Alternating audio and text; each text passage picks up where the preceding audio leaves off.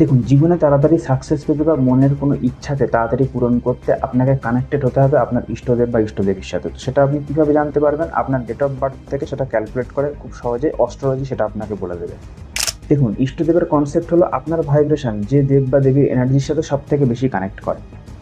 So তার পূজা বা মন্ত্র উচ্চারণ করলে আপনি জীবনে সবথেকে বেশি সাকসেস পাবেন এবং তাড়াতাড়ি সাকসেস পাবেন।